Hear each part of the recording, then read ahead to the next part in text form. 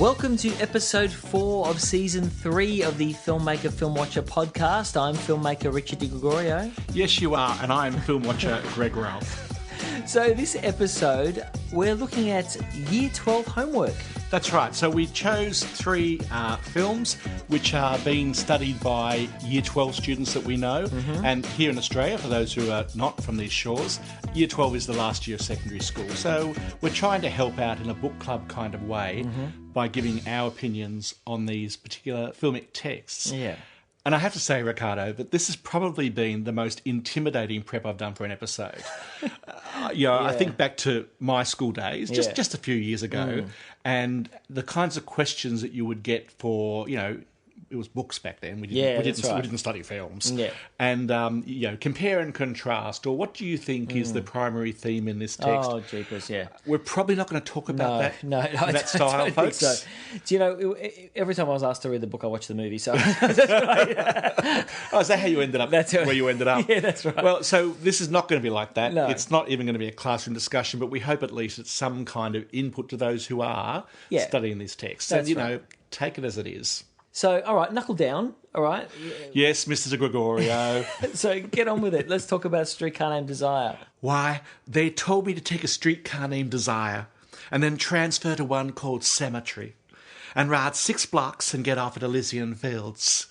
So that just emphasises why I'm the film watcher, not the filmmaker. But it's this rather heavy-handed opening line that introduces us to Blanche Dubois, Vivian Lee, a faded Southern Belle schoolteacher who has come to visit her New Orleans sister, Stella, Kim Hunter.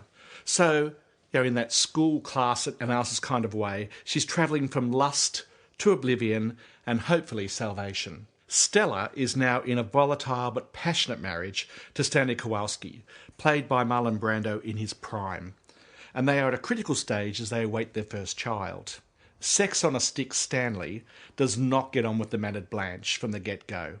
But that doesn't stop Blanche from developing a romance with Stanley's more genteel wartime buddy Mitch, Carl Malden. It's fairly clear that Blanche is fleeing a hometown scandal, mainly because she and playwright Tennessee Williams keep dropping hints about it. A race develops as to whether Blanche will attain her magic marriage proposal from Mitch before the big revelation, or her breakdown, or some other tragic outcome from her simmering antagonism with Stanley. This 1951 film is an actor's feast. 3 of the leads replay their parts from their Broadway triumph, directed both on stage and in this film by Elia Kazan. They more than hold their own, no doubt due to their long honing of these characters on stage. Vivian Lee also makes the most of her part, coming fresh from her London performance and replacing Jessica Tandy in the film. Imagine a blonde Scarlett O'Hara in her failed later years. You can probably tell that I wasn't a fan of this film, despite the acting masterclasses on display. I found the story set-bound and unengaging, although I may feel differently if I saw it live on stage. Streetcar was selected by Gemma Livingston, although she's studying the play rather than the film. But Ricardo, you're allowed to be wrong, to have a different opinion. What did you think? Look, I was really looking forward to this. I hadn't seen it. I'd seen it a long time ago. I could remember it. But I never had. So I loved Elia Kazan's On the Waterfront. Which I haven't seen. And I really loved that film. But I'd never seen this. And I'd wanted to, I just hadn't done it. So I'd never even seen the Tennessee Williams play. So, and I know so many sort of amateur theatre companies or different theatre companies do it, but I'd never seen that either. I'd seen Brando's Stella. Oh, everyone's seen Stella. Everybody's seen that, okay? And I've heard the line, I've always depended on the kindness of strangers. Which is right at the very end. Yeah, it is right at the end. I kept waiting for it. Yeah. So I'd heard that line. I didn't really know the story at all, really, as I was going into it. But my thoughts? I found this completely boring. Yes, I fell asleep at least twice. I really didn't care for the story, which was so monotonous. I cared for none of the characters. No. I probably came closest to Stella herself, the sister. Stella was great. Kim Hunter. They're all great actors. Oh, look, Vivian Lee Blanche irritated me all the way through it. I thought it was just an overacted performance. I actually didn't like it. It was overacted, but I still... It's funny. I thought it was overacted, but it's a neurotic character, and I thought, well, maybe that's what she's trying to do. But it was the same all the way through, and I just... she switched a bit. Well, she switches at the end when she starts going crazy, but... But sometimes she was being the charming Southern Belle, and everything's very magic, and then she'd cut through of a line where you could see the real character beneath. So I actually thought the performances were good, as I said, but like you, I just didn't care about the characters. I wasn't engaged by the story, and it really... you've talked in the past about when a play is filmed, yes, like The Odd Couple. That's right. And it doesn't break out. It doesn't break out. And we'll talk about Rear Window, which is a one-set movie, but is so much more successful. Yeah. This feels... like almost a literal translation. It does, and it does feel like a play. Look, but even the titles, the opening titles, are saying things like the Pulitzer Prize and New York Critics Award play. Yes, yeah. And I thought, it's a bit try-hard. Yeah. And I think that's what it was. It was a filmed version of the play. Yeah, I mean, this goes down as a classic, this film. Yeah. This is what really surprised me. Now, I love old films, right? We've done old movies, and if you watch... Hell, we've even done black and white. Yeah, that's right. We've done silent movies. But yes. Look, if you listen to the podcast, you know that we're not adverse to watching good old cinema. Oh, no, in fact, let's go the other way. We both love old cinema. Yeah. So I was really looking forward to it. I thought I'd just sit there and watch this really good movie. But it was a snooze fest to me. I couldn't wait for it to end. So, look, now the performance of Brando, look, he's great, okay? And the black and white camera loves him. Yeah. You know that description by Clive James of Arnold Schwarzenegger, like, walnut stuffed in a condom? He was like that at times with his, like, T-shirt or ripped T-shirt, and you can see just the smooth patina of of his biceps. Yeah. He looks... fantastic. You understand the sexual magnetism. He was in his prime. Yeah. That is Brando. You don't see a better Brando than in this movie. Have you seen his Mark Anthony? No. I'd like to, actually. No, I haven't seen that, Apparently he was good in that. But he does do the mumbling stuff too. Well, he does, but that's... At times. Again, I think that's a part of his acting technique. I mean, he studied method acting, which is the Stanislavski technique. Well, let's talk about method acting. Yeah, and again, this is your background, not mine. Look, it's a technique whereby actors identify as closely as possible with the character, correlating experiences from their personal lives in that character. Okay, it is quite a technique, okay, but essentially it's about bringing a real truthness to that character because you invest some of your life into it, okay? So the character might use words like truthness. Yeah, something like that. Yeah, possibly. But it's not playing yourself, but it's finding your character first and foremost, and then using aspects of your life. Brando himself denied that he was a method actor. Yeah. He said that Lee Strasberg, who you mentioned, I think... it was Stanislavski. Oh, I'm sorry. Yeah. So Lee Strasberg was one of the three major... That's right. And proponents Pacino was a big one for Lee Strasberg. Yeah, but I did a bit of background reading on Google and Wikipedia and so on, so I'm an expert now. You're an right? expert. So there were the three kind of, then, I guess... heirs or descendants of Stanislavski. There was Lee Strasberg, Stella Adler, and another guy whose name escapes me. Yeah, okay. What I read was that Brando said, look, I had success, and then Lee Strasberg tried to take credit of it. He's actually not at all a fan of Strasberg. It's quite clear. So he says, look, Strasberg basically tried to claim me as his method acting pupil, and it's not what I was. And yet he's often the one you hear mentioned in this context. He is, actually, Lee Strasberg. He is. No, I meant Brando as well. Brando, yeah, that's right. He is. I mean, everyone knows. Yeah, Pacino was a Lee Strasberg. You got De Niro, who was very method as well in his roles as well, and Dustin Hoffman as well. You've heard about the famous story in Laurence Olivier, yes, in Laurence Olivier in Marathon Man. Yeah, go on, tell it. You can tell the story. Go for it. You mentioned it. Okay, so the story is that for those who don't know the Marathon Man, Laurence Olivier is a Nazi dentist who's torturing the Marathon Man, Dustin Hoffman. We're off on a big tangent here, but never mind. They were doing a torture scene, and they were on set, and Hoffman arrives looking completely dishevelled, and Olivier says, what's wrong with you? And Hoffman says, I was up all night, and I didn't sleep, and I did this, that, and the other, so that I'll be in the part for this guy being tortured. And Olivier said to him, my dear boy, haven't you heard of acting? And it's a classic. While I'm on a roll, the other quote I found was Charles Lawton, who worked closely for a while with Bertolt Brecht, and he said, method actors give you a photograph, while real actors give you an oil painting. But in a British accent. Yeah, right. It would probably sound a little bit better then. It probably did. And how they laughed at the time. Yes, but let's get back to Streetcar. Let's get back to Streetcar. I'm still unsure. At the very end, when you've got Brando and Blanche, Hammer and tongs. Hammer and tongs at the very end, is he meant to have been violent with her in terms of that? Well, aspect, or sexually violent it's hinted with her? that he's raped her. Yeah, it's hinted, but I do not believe that. No, I don't either. If that's the case, I don't believe that that's happened, because the character which you've seen that whole time wouldn't do it.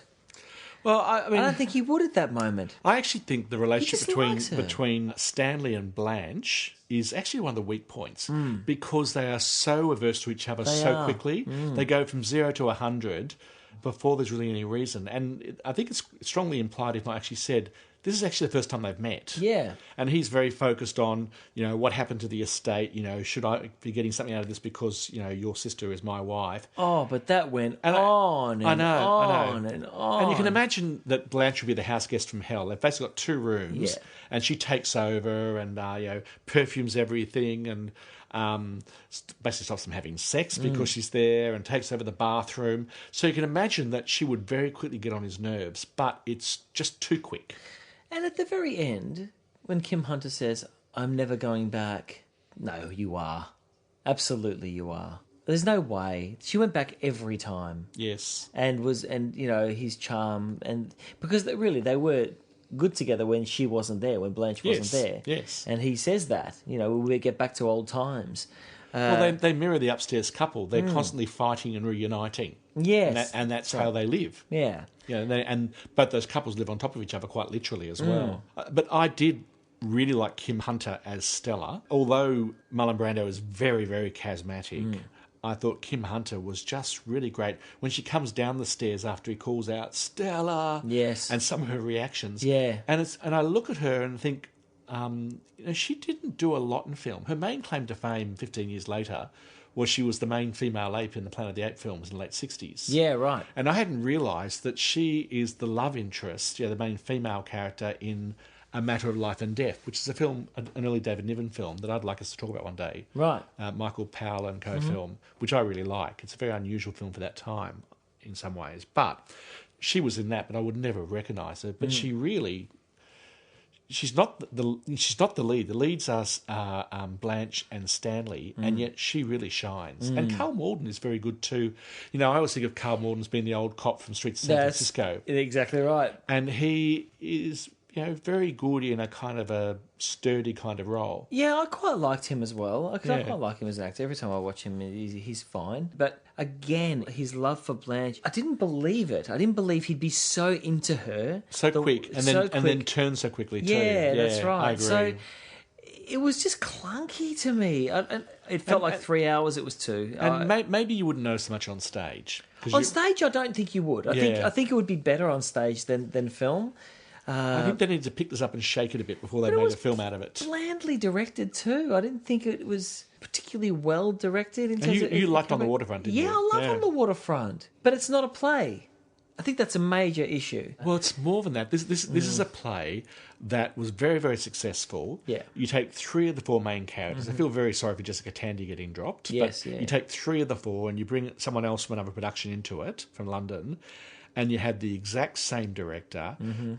Except for a couple of breakout shots, like at the start at the train station. Yeah. Everything's on what's obviously a stage set, which again is true of Rear Window, but you don't feel it. You know it's not real, but it doesn't matter. Whereas here, it just felt wrong. Yeah. The other interesting thing about this film is that this was the first of 4 consecutive nominations that Brando had for Best Actor in the Oscars. Consecutive? Yeah, consecutive. Which films were they for? There was one called Viva Zapata, which I've not known much about. The other 2 might have been Julius Caesar and something else. But 4 back-to-back, which is extraordinary. So where did you sit with this score-wise? I'm going to give this 4 out of 10. Yeah? Yeah. Yeah, for me it's a 5. Yeah. I think I've said my reasons. And I've said... Disappointed. Gemma, sorry. But, hey, you're studying the play, so that's okay. So our second film in Year 12 homework is the 2009 film Invictus. And we chose this film because actually I have a son, Teo, in Year 12, and they're studying this film. And in fact, this gave us the idea for Film Club. So, Ricardo, tell us about my son's film. No pressure. No, it's okay. Okay, Invictus. Look, it's always interesting to see what Clint Eastwood directs because his films are so varied. From thriller, Play Misty for Me, to western, Unforgiven, to romance, The Bridges of Madison County, to action, Space Cowboys, to autobiographical, Bird, to war, Flags of Our Fathers, drama, $1 Million Baby, I could go on. But now we have him turning his attention to an inspiring true story, Invictus. Nelson Mandela was an anti-apartheid revolutionary. After serving 27 years in prison for conspiring to overthrow the state in 1962, he became the first South African head of state who was black, the first elected in a fully representative democratic election. Becoming the president of South Africa, he wanted to dismantle apartheid and unite his nation. Invictus tells the story of how Mandela saw the South African rugby team, the Springboks, who were until this point considered the team representing only white South Africa, as a way to bring the country together. Mandela even denounced this team in prison. However, as president, he says, how could I ask others to change if he could not? Matt Damon plays Francois, the captain of the Springboks team that is doing very badly. They only made the World Cup because they were hosting it. Enter Mandela, Morgan Freeman, who inspires Francois to guide his team to win the World Cup against all odds and reunite a country torn apart by apartheid. Now, as a director, Clint Eastwood is a storyteller first and foremost. He doesn't use fancy camera work or direct with a huge amount of flair. Unlike Scorsese or Hitchcock, you can't usually tell that a film is by his hand. He's very subtle, but he directs true to the story he's telling. This film shows how important sport can be in bringing together a nation. And when Australia made the World Cup final at the 2003 Rugby World Cup, or the Socceroos made the round of 16 at the FIFA World Cup in 2006, there was an overwhelming sense of pride amongst us all. And Mandela saw the importance of this at such a critical time in their history. Look, I really loved this film. The performances were all wonderful. Damon impresses and did really well with a great South African accent, and Morgan Freeman was amazing in the role he was born to play. Now, Greg, what did you think of Invictus? You're right. This is the role that Morgan Freeman was born to play. In fact, he met Mandela, and apparently they got on very well. And when you start by saying it's always interesting to see what Clint Eastwood directs, because his films are so varied, this is the first of his films I've ever seen. Are you serious? All those films you rattled off, Play Misty for Me, Unforgiven, Bridges of Madison County, Space Cowboys, Bird, Flags of Our Fathers, and the other one, Letters from Iwo Jima, is it? Yes. And $1 Million Baby. I have not seen any of those films. Really? So we'll give you a moment just to absorb that, and for our listeners to absorb that. Now, that is a major confession. We are not doing a Clint Eastwood episode. No, but that is amazing. You've never seen Clint Eastwood's directed 40 films. Well, I don't know how many of his films that he's in I've actually seen. We did The Good, the Bad and the Ugly earlier this season. Mm-hmm. Sadly, I've missed Paint Your Wagon. I mean, I know his face. You never saw $1 Million Baby? No, he's been around forever, and I am very unaware of his work. And certainly, as I say, I've never seen a film he'd made before. Gran Torino? No. Jeepers. Look, I'll get IMDb out. We'll go through the whole list, and I'll just say no. Sorry, no, I won't bore you with that. No. Yeah, it's fine. Okay, well, that was a great discussion. The next film we're going to...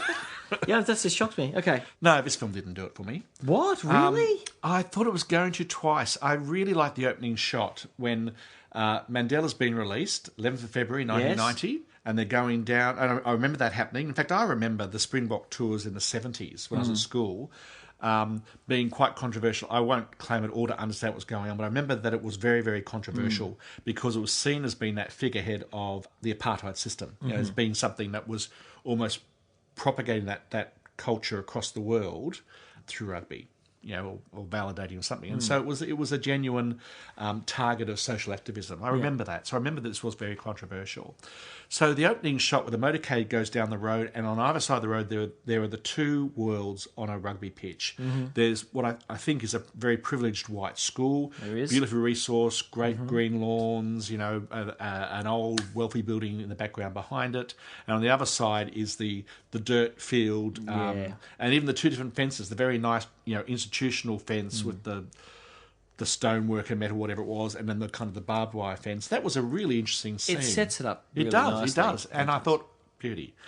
But I think it told the wrong story. I think there's actually a better story in here waiting to be told. Now, as you know, and everyone in my life knows, I am not a sports fan. And I'm a bit of an anomaly, if I can say that word, in my family too. It just by and large doesn't touch me. Sometimes a sports film will when it becomes transcendent. So and one day I'd like to talk about the film Field of Dreams. I love Field of Dreams. Field of Dreams uses the realm of sports to actually tell a story which is partly about mythos and very much about fathers and sons. And I love the elements of that. I love the fantastical. Yeah. And I love the fact that it actually brings me into an understanding of the game of baseball and all the myth around it. And I understand why people love it.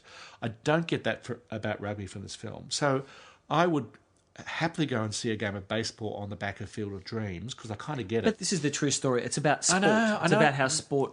It could have been any sport. Yeah, and look, I didn't care there about are the moments. rugby. I really liked when the actual big game was going on, and there was the little running vignette outside in the street with the young black child and the That's two right. white taxi drivers, Yes. who at first are antagonistic, and by the end they're sharing cokes, and he's getting one of their caps and so on. That's right. I mean, I like that, and I got the story it's trying to Well, tell. all of the small characters really do that in the film. I mean, they do go on a journey. They do, and he's minders, and they all go on a journey towards. But that was actually the journey I was more interested in. And so there was one part of the film when I was really moved, like I felt like sobbing, and that was the scene where, against their own desire, the team is made by Mandela to go out and do the rugby clinics in the township. And they go in, and the Matt Damon character's a bit, I guess, betwixt and between. The others just don't want to be there. Even the token black member of the team, they don't want to be there.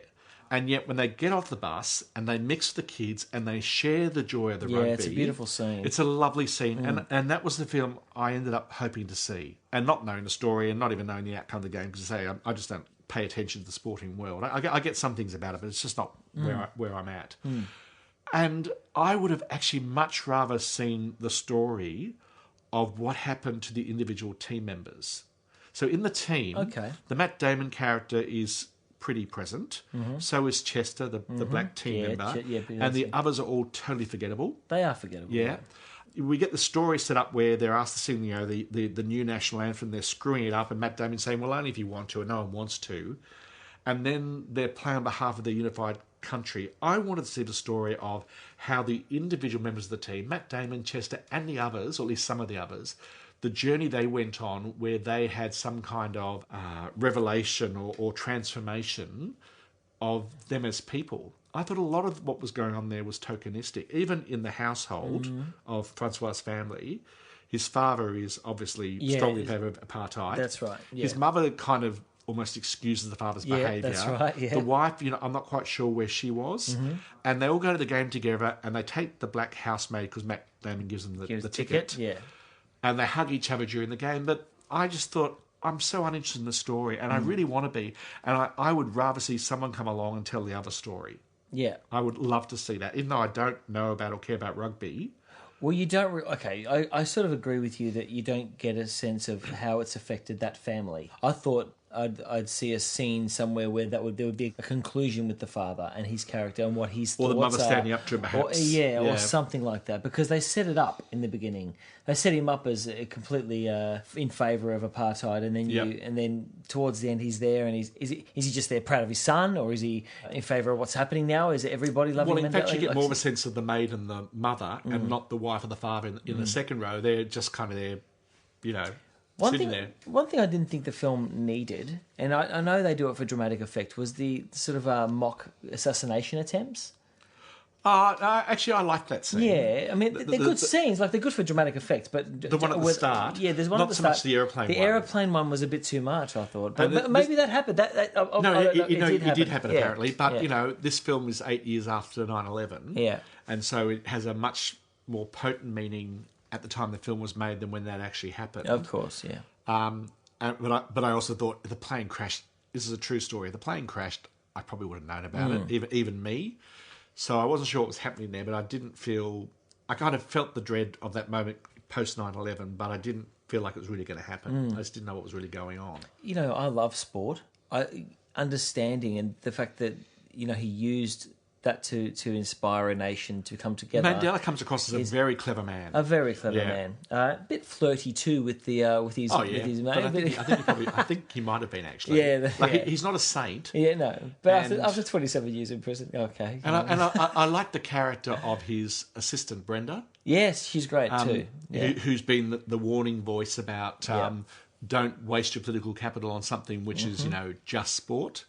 So I got the story they're trying to tell, but I would have preferred less of the game, and the game as the culmination across the population of this change of heart. But I wanted to see the team story, and I think it was the wrong story. I thought you got not the team story, but just I think you're wanting a bit of a different film here. Okay? Oh, I am. Completely wanting a different film. But if you just make it about the team and the way it's affected them, you sort of lose the Mandela aspect of it. I mean, unless it's going to be but you can tell both those stories.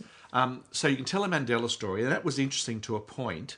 But you could tell the story of the team members as the microcosm of the country, and then see the realisation of that more broadly through the game, the child and the taxi drivers outside. And, you got a bit of that, as you say, the bodyguards. I think you're absolutely right. Yeah. Because they start as quite hostile to each other. Very hostile, yeah. And they reflect, me way outside the whole situation. What I understand of, there were people who had to deal with each other and forgive each other who may have actually killed friends and family. That's right. I mean, what an extraordinary situation. Yeah. So I got that, and I thought the bodyguards as a microcosm of that part actually worked well. It did. I wanted to see that journey in the team members. I just didn't believe it. I think it was there, but they didn't really focus on that in the screenplay. So, I mean, that's a choice to make when you're writing. It's a choice they would have made because essentially when you're looking at a two-character story, really. It's Francois and Morgan Freeman. Really. Even Francois didn't feel completely realised to me, I have to say. Oh, no, he did to me. I thought Matt Damon played him very well. I thought he played him well materially. You don't get a sense when the father's going on about, not liking Mandela, getting the presidency or whatnot, we're going to go to the dogs sort of stuff. Matt Damon never says it. Francois never says anything, right? So you never know what he's thinking or how his views are. He wasn't that inspirational in the team either. Like, oh, guys, here's the anthem. Maybe you could sing it, Like, he never really steps up, I didn't think. No, he doesn't on that moment. No, he doesn't. But in the whole film, yeah. He's impressed by Mandela. Well, the very end. And he goes along with him. He said... the one thing he does, he makes that comment saying, in response to the interviewer who's giving him a hard time all through the film... he says to him, no, it wasn't the X 100,000 people here, it's the 43 million in our country. In our country. That's a great line. It's a great line. But it comes out of nowhere. Like, he's not a character to me that really transforms. He kind of goes with the flow, and he doesn't really inspire anyone or confront anyone and say, no, this is wrong, or we really need to be different as a team. I wasn't engaged. And it wasn't just because it was a sports film. I just think they told the wrong story. But he has to toe a line as well. He can't just come in and be a different person and go, oh, I've met Mandela. Everybody has to do this and everybody has to do that. I think it's more realistic. No, it could have been a journey.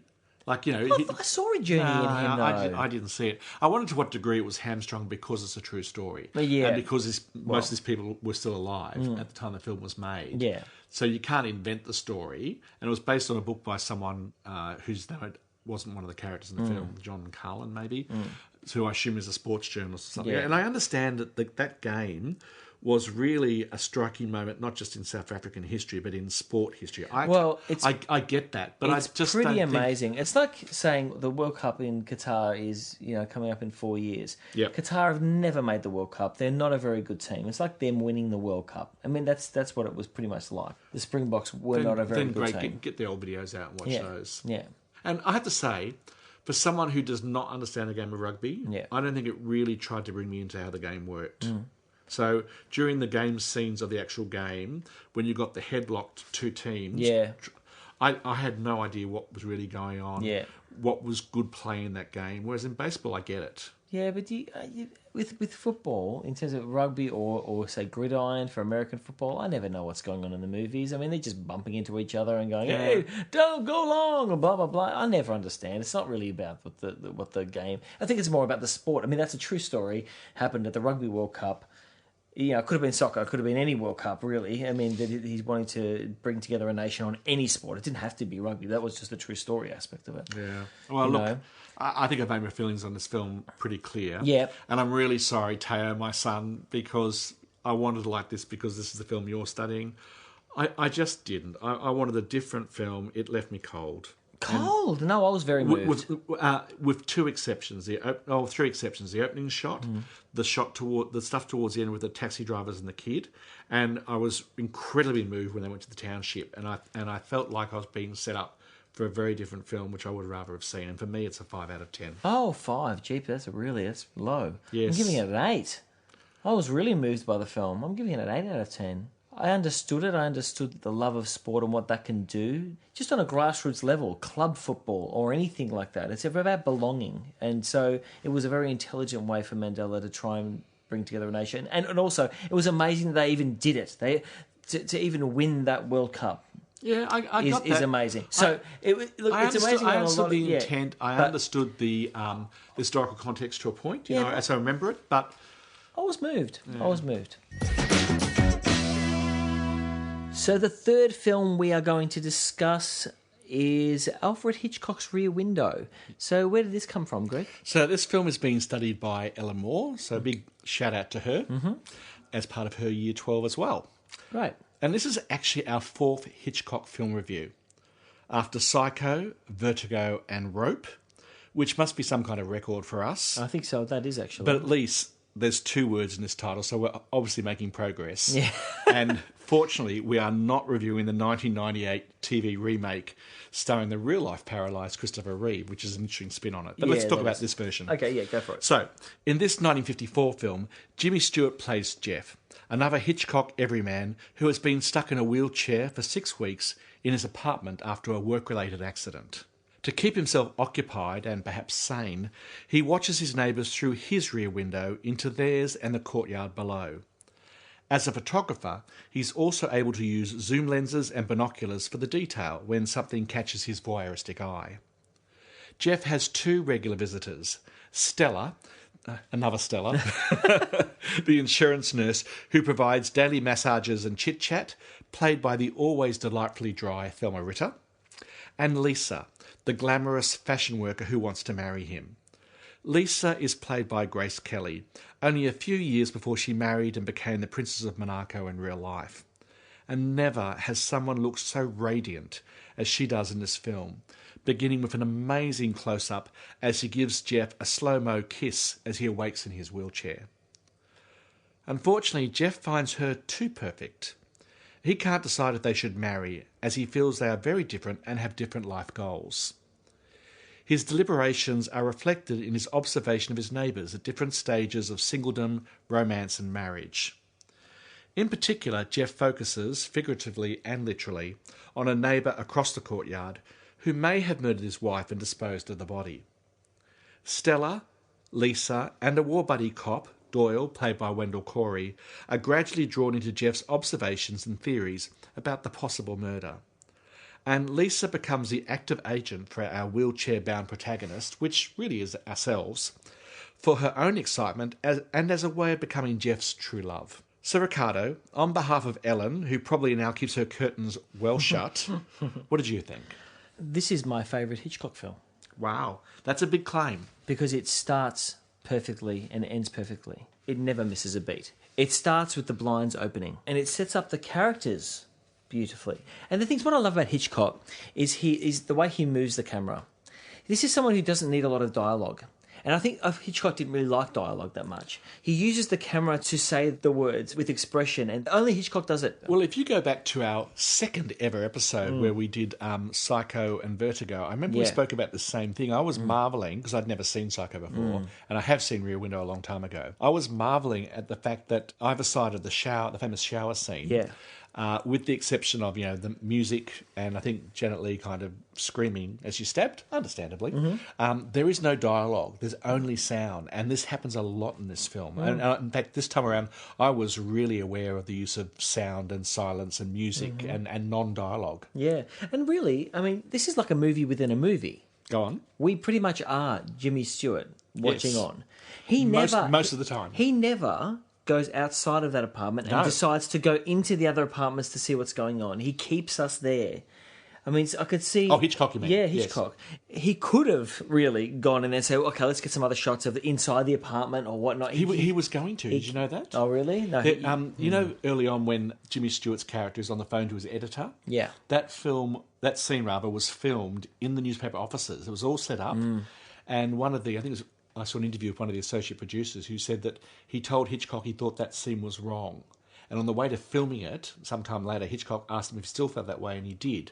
And they went and filmed it, but only used the audio. Hitchcock realised what you're saying, which is keep it all there. This is like Lifeboat. Have you seen Lifeboat? No, I haven't like seen Lifeboat. It is a one location story, which is really hard. And in terms of the way all the characters outside you are looking at, and it's very voyeuristic. This is all about voyeurism. In the same way I said to you that Vertigo is about necrophilia. This is about being a peeping Tom. That's right. Yeah, there's that line which Thelma Ritter says. It says, "We've become a nation of peeping Toms. We should, all get out of our house a little more, And where she calls Jeff a window shopper on stage as well. And I feel like that's really prevalent to today as well, with everybody just Facebook stalking and whatnot. I just find it's quite relevant to today a little, Actually, I think you're right. And if I was doing this as a Year 12 class assignment, I think there's a lot that can be drawn out of this terms of the way that our lives are on display. One of the differences is that people knowingly put on display their lives. Yes. And, in fact, massage it. You only see the happy shots and the nice food and,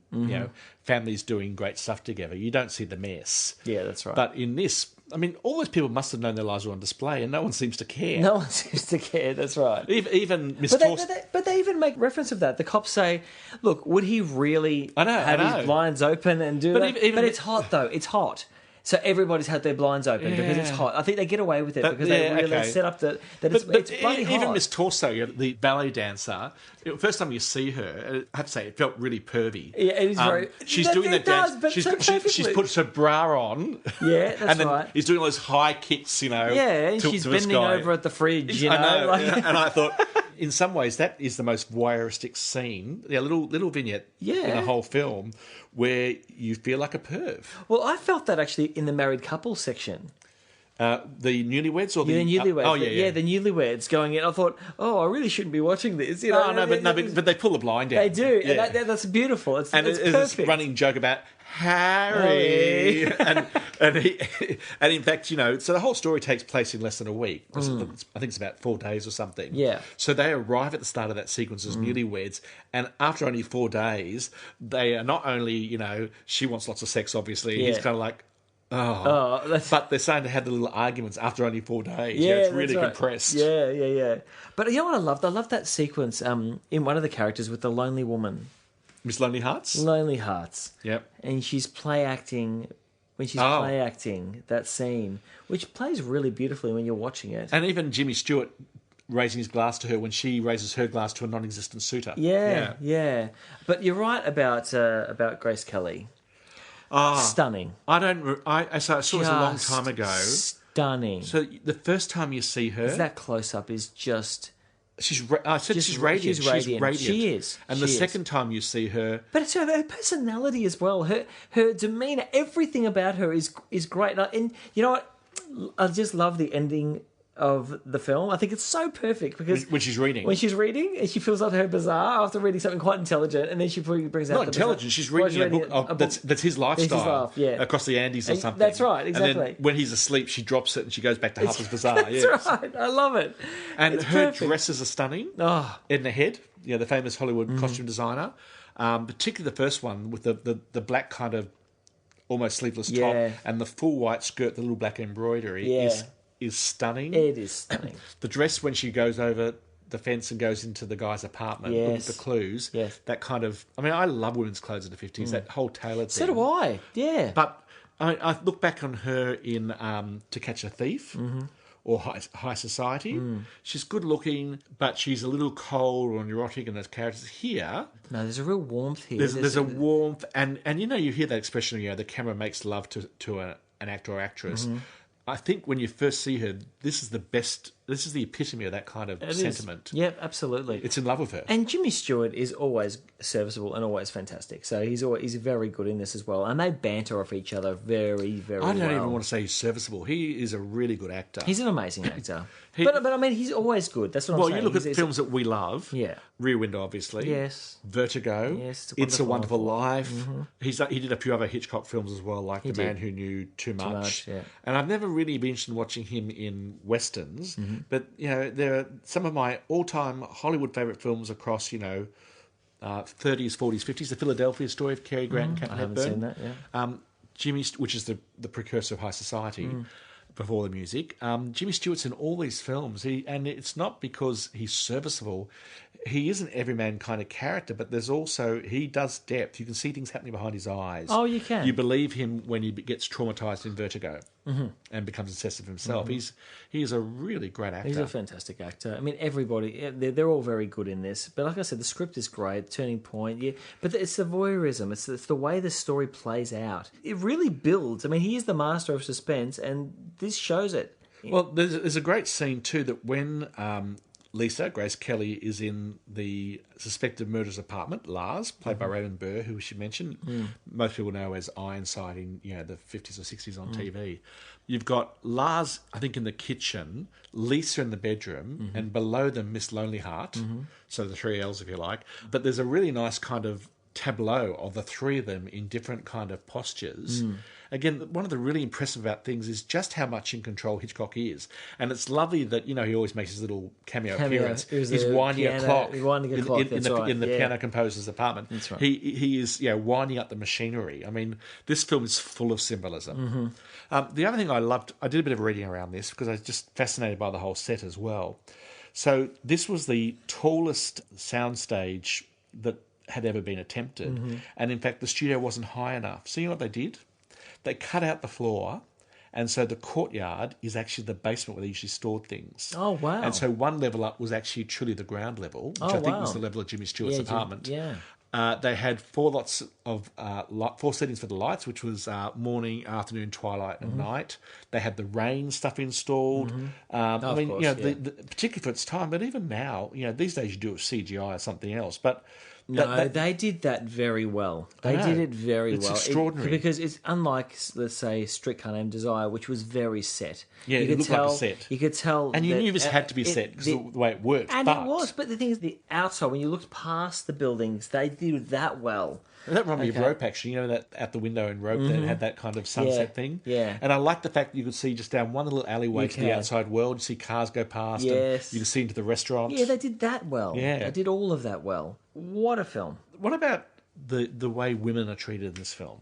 Okay. Lisa is a paragon of virtue. Like it's really interesting. Like she would be the epitome of the idealised Hitchcock woman. She's blonde, but she's not the ice cold, kind of character, the ice queen kind of character. So I felt really odd about that pervy part with Miss Torso. The thing that really struck me, and I don't quite know what to make of it, and this is where I'm going to do my Year 12 best impersonation.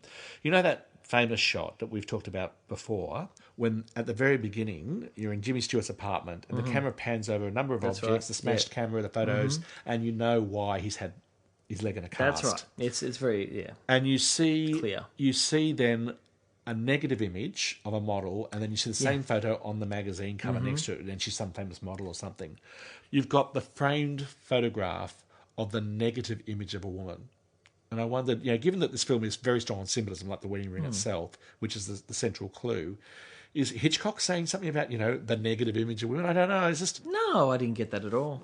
I didn't get that at all. I mean, I know Hitchcock in his private life had, issues, but I didn't get it in this film. But because I think she's quite a strong woman. I think Grace Kelly's character is quite a strong woman. She's probably the strongest woman character in all his films. And she's not a victim because half the time his female characters are either a means to an end in the story. They're a woman of mystery and maybe he's actually the bad guy. So there's those question marks over Eva Marie Saint in North by Northwest. Yeah. Or she's a victim, like in Frenzy or Psycho, obviously. Or she's the good girl or the bad girl. Yeah, he's not Lars von Trier though. Well, I can't really comment beyond we see Dancer in the Dark. But like Grace Kelly's character Lisa is just magnificent. Yeah, absolutely. And the way she leaps to the challenge. Yeah, I didn't know what to make of that negative framed photo. Was that just trying to say that, that was his photo? It was his photo. But it was such a striking image. I didn't know what to make of it. I didn't get any symbolism in that in terms of negative aspects of women. Yeah, so I didn't get that. I don't make too much of it. I just don't know what to make of that image because it was quite a strong image. The other thing I liked was that as he's watching all his neighbours, what you are seeing, including him and Lisa, what you are seeing is the different stages of romance. So you've got Miss Lonely Heart, who's having the horrible dating scene. You've got Miss Torso, who is fighting off the wolves. He's fighting off the wolves, but also waiting for her and wants true love. Yep. Yeah. You've got Stuart and Kelly, the main characters who are on the cusp of marriage. You've got the newlyweds and kind of the deterioration very quickly of that. You've got the couple on the balcony with the mattress. Yes. Who are they're kind of marital familiarity. Yes, that's right. And obviously just, long sustained love. Yes. And then you've got the apartment where the wife might have been murdered, and certainly there's strong marital discord there. There's So something you get across those apartments, and then you've got the bachelor as well, the composer. Yeah. Who's got the party crowd but not very happy, who ends up meeting Miss Lonely Heart, which That's right. which I really like. I really like that too, yeah. And you've even got quite literally puppy love too. But yeah, exactly. So you've got the range across the courtyard. And it wraps those stories up perfectly. It's not easy to do that. I know. Specifically when those characters, you're looking at them. You're not invested in them. Well, because most of the time they're at a distance. You are literally distanced from them. Completely. We are James Stewart. And you can't even see very clearly, for example, Raymond Burr's face until right towards the end. You could happily not know it's Raymond Burr. And because we are Jimmy Stewart, it makes it all the more creepy when suddenly... And that's why when the camera pans up to him and he looks straight down the barrel, it's looking at you. I remember when I first saw this, Greg. I saw this when I was a teenager. Now, I was right into horrors. I was all into all those things. Now, I saw this... I thought, Rear Window, I'm going to watch Rear Window because I liked Psycho. And it was a slow burn. And I remember by the end of it, it was gripping. I just remember being so gripped by it. I'll never forget that. Well, you know what I was really attuned to this time around? So I saw it once, I don't know how long ago. I couldn't even tell if it was on a TV screen or a cinema, probably a TV. But this time around, I was really tuned into the use of sound and music. And so you've got, at one stage, they play the song Mona Lisa, and she is Lisa. You've got That's Amore. You've got operatic scales being sung by somebody somewhere. You've got the composer slowly trying to complete his melody as basically the relationship is getting resolved between Jeff and Lisa. You've got just silence or background noise. The use of sound, not just lack of dialogue, but the overlaying of sounds in this is just masterful. It really is. So where are you going to sit with this one? Oh, of course. I'm going to give this a 1. No, I'm giving it a 10, of course. 1 out of 0. That's right, a 1 out of 0. I'm giving it a 10. There's no point in going less than that. Well, in our first season, I gave Vertigo, which I love, a 9. And I struggled here because I thought, is this a 9? How do I pitch this against Vertigo? I'm giving this a 10 as well. Yeah. It is a masterpiece. Oh, I think this is far superior. This is superior to Vertigo. I know Vertigo is up there as one of the greatest films ever made. I'm more intrigued by the story of Vertigo, but as we said when we talked about it, there are weak points like the Midge character, for example, that undermine it a bit. Yeah. But the story is a very compelling story, and there are scenes in that are extraordinary, like that revolving scene where you've got the two backgrounds. I still think this is just as ambitious. Yeah. And perfectly handled. And that beautiful scene of Grace Kelly, that is memorable. It's indelible. Those shots there, in 2 shots, you get that beautiful close-up and you see them kissing, that really passionate kiss, sets up their relationship in a second. Yeah. So beautifully done. We already know who James Stewart is. He's there, but to bring her in, we know where they are at. So brilliant. And it's erotic. Yes. In a way that someone flashing their body parts is just not. Absolutely. I agree. Completely agree with that. It really is. That is an amazing kiss. And she's just so amazing, Grace Kelly. So that's our Year 12 homework episode. If you're a student, we hope we haven't completely taken you off track. No, I don't think we have. And you say that for Marxist, socialist, revisionist reasons? Absolutely. Okay, cool. I do want to say one thing before we leave Hitchcock behind. And you know, Ricardo, because I keep trying to get you to watch this program that I'm watching on Netflix, a Spanish TV series called The Ministry of Time. I just love it. It's light, it's dark, it's everything. But if you're remotely a Hitchcock devotee, you really must watch episode 1 of season 3, which is a complete homage to Vertigo and Hitchcock in general. And in fact, one day I'm going to watch that episode back to back with Vertigo. I've watched it twice already, and I've got you to watch half that episode. You have. It is just a joy. Yeah. To anyone who's remotely interested in film and Hitchcock, really, really watch season 3, episode 1 of the Spanish TV show, The Ministry of Time, which I think, at least in Australia, is only on Netflix. But to Gemma and Ellen and my son Teo, we hope that you enjoyed this episode. I hope you did. I hope we gave you a little bit to think about anyway when it comes to viewing these films. And a whole lot of love. That's right. But let's talk about our next episode, Ricardo. Yeah, so the next episode, episode 5 of this season 3, we're going to be looking at vintage thrillers, which I'm really eager to get into. You've not seen any of these, have I've you? seen none of them. I've seen one of them a long time ago and bits of the other two. Great. Which you should never do with a So thriller. it's gonna come across as quite fresh, okay, for both of us there. So That's the hope. Yeah, the first film which I haven't seen, which is sacrilegious, I haven't seen this, but The Third Man, which is the 1949 Orson Welles film. Yes, and in black and white. And our second film we'll move on to look at is another black and white thriller. Not a well-known film, The Night of the Hunter, 1955. Robert Mitchum, yeah? Yes, Yeah. Lillian Gish, one of your favourites. And the only film ever directed, I think, by Sir Charles Laughton. Wow. Okay, and the third film we're going to be looking at is Wait Until Dark, which is a 1967 film by Terence Young, with Audrey Hepburn. Alan Arkin, and it's colour. And it's colour, which, but it's very vintage. Yes, as are we. Yes.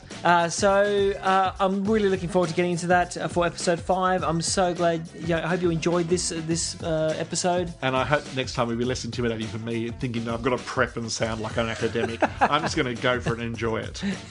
Enjoy.